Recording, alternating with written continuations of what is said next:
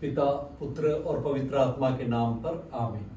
यीशु मसीह में प्यारे भाई और बहनों, आज हम लूकस के सुसमाचार पहले अध्याय के 39 से लेकर 56 तक के ईश वचन पर मनन चिंतन करेंगे।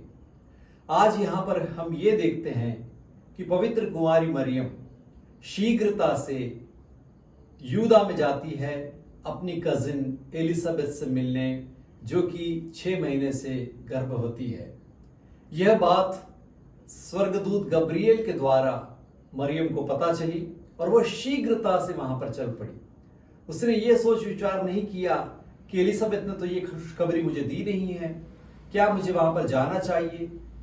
उसे एलिजाबेथ की जरूरत का एहसास है और उसके खुशी के क्षणों में वो उसके साथ रहना चाहती है और इसकी मदद करना चाहती है, क्योंकि जब उसने स्वर्गदूत के कथन पर विश्वास किया और ईश्वर के पुत्र ने माता मरियम की कोख में जन्म लिया, तब उनके अंदर मौजूद यीशु मसीह खुद मरियम को चैन से बैठने नहीं देंगे, क्योंकि वह खुद जाकर एलिजाबेथ से और यूहन्ना से मिलना चाहते थे और माता मरियम को शीघ्रता से यूदा की तरफ वे ले गए। और माता मरियम ने जैसे ही एलिजाबेथ का अभिवादन किया, एलिजाबेथ ने भी पवित्र आत्मा को प्राप्त किया और उसके गर्भ के शिशु यूहन्ना ने भी पवित्र आत्मा को प्राप्त किया और वो आनंद से उछल पड़ा। और एलिजाबेथ पवित्र आत्मा से परिपूर्ण होकर ये कहती है कि आप स्त्रियों में धन्य हैं और धन्य है आपके गर्भ का फल। जरूर मरियम वहां पर हैरान हो गई, क्योंकि ये बात एलिजाबेथ को कैसे मालूम कि वो भी ईश्वर के पुत्र की मां बनने वाली है। और क्या है इसका अर्थ? आप नारियों में धन्य हैं, स्त्रियों में धन्य हैं। इसे समझने के लिए हमें उत्पत्ति ग्रंथ के 3 अध्याय के 15वें वाक्य पर ध्यान देना पड़ेगा, जहां पर ईश्वर ने यह प्रतिज्ञा की थी कि स्त्री का वंश शैतान के सिर को कुचलकर मनुष्यों को मुक्ति प्रदान करेगा। तो मुक्ति की जो प्रतिज्ञा वहां पर की गई थी, यहां पर पवित्र आत्मा एलिजाबेथ के द्वारा पूरी दुनिया से बता रहे हैं कि यह कथन आज पूरा हो चुका है। स्त्रियों में धन्य है मरियम। इसी मरियम का इंतजार था उत्पत्ति 3 के 15वें वाक्य से लेकर, और आज वो प्रतीक्षा पूरी हुई, क्योंकि वही है वो स्त्री जिसका पुत्र, जिसका वंश शैतान के सिर को कुचलने के लिए इस दुनिया में आया है। वो है हमारे प्रभु यीशु मसीह। इसीलिए वो स्त्रियों में धन्य है।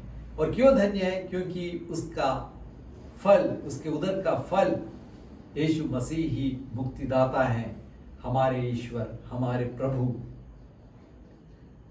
और उसके बाद एलिजाबेथ ये कहती है कि ये सौभाग्य मुझे कैसे प्राप्त हुआ कि मेरे प्रभु की माता, ईश्वर की माता मेरे पास आए। देखिए, माता मरियम के बारे में 431 में एफेसुस के सिनड में यह घोषित किया गया था कि मरियम थियोतोकोस है, वह ईश्वर की जननी है, ईश्वर की माता है।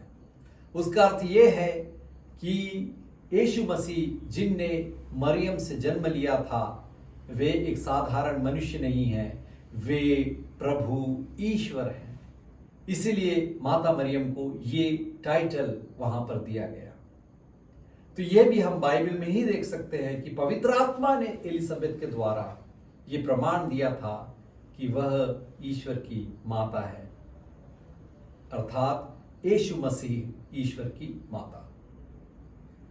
और इसके बाद एलिजाबेथ की उस वचन को सुनकर, इस प्रशंसा को सुनकर, माता मरियम अहंकार में नहीं जाती, बल्कि वो ये कहती है कि मेरी आत्मा प्रभु का गुणगान करती है। पवित्र आत्मा से परिपूर्ण होकर माता मरियम एक बहुत ही सुंदर गीत बोलती हैं कि मेरी आत्मा प्रभु का गुणगान करती है। हे एलिजाबेथ, तुम्हें मेरी प्रशंसा करने की जरूरत नहीं है, क्योंकि यह प्रभु का महान कार्य है। उसने इस दीन दासी पर अपनी दृष्टि डाली है। मैं कौन हूं, मेरा वजूद ही क्या है, मैं तो कुछ भी नहीं। प्रभु ने अपनी कृपा से, अपनी मेहर से मुझ पर नजर डाली, मुझ पर दृष्टि डाली। यह प्रभु की कृपा है, प्रभु की दया है, प्रभु का प्यार है। तो इसलिए मेरी आत्मा प्रभु का गुणगान करती है। अहंकारियों को उन्होंने सिंहासन से गिरा दिया है, बड़े बड़े राजाओं को सिंहासन से गिरा दिया है, और छोटों को, जिनका कोई नहीं है, दुर्बलों को, उन्हें प्रभु उठाते हैं। ये प्रभु की बहुत बड़ी कृपा है। तो आए हम भी प्रभु ईश्वर का गुणगान करें।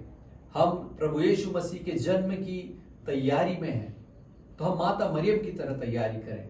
सबसे पहली बात, दूसरों की जरूरतों को समझते हुए हम शीघ्रता से उनके पास जाएं, उठें और जाएं उनके पास।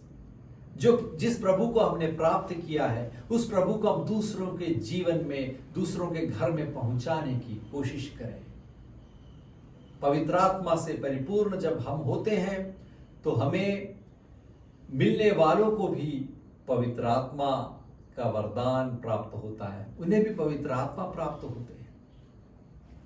और दूसरों में जो अच्छाई है, दूसरों में जो ईश्वर का सानिध्य है, उसे भी पहचानने की कोशिश हमें एलिजाबेथ की तरह करनी चाहिए। एलिजाबेथ ने माता मरियम और उनके गर्भ के फल को पहचान लिया पवित्र आत्मा की कृपा से।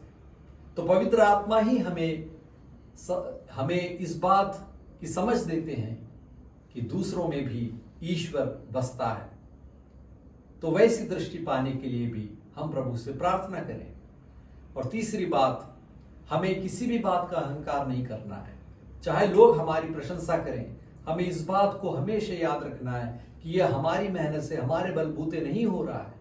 यह तो ईश्वर की कृपा है जो हमारे द्वारा वे महान कार्य कर रहे हैं। तो ईश्वर के नाम को महिमा मिले। जिस प्रकार माता मरियम प्रभु का गुणगान करती, उसी प्रकार हमें महत्व प्रभु को देना है, प्रभु का गुणगान करना है और उनकी कृपा पर हमेशा भरोसा रखना है। ईश्वर आप सबको अनुग्रहित करे।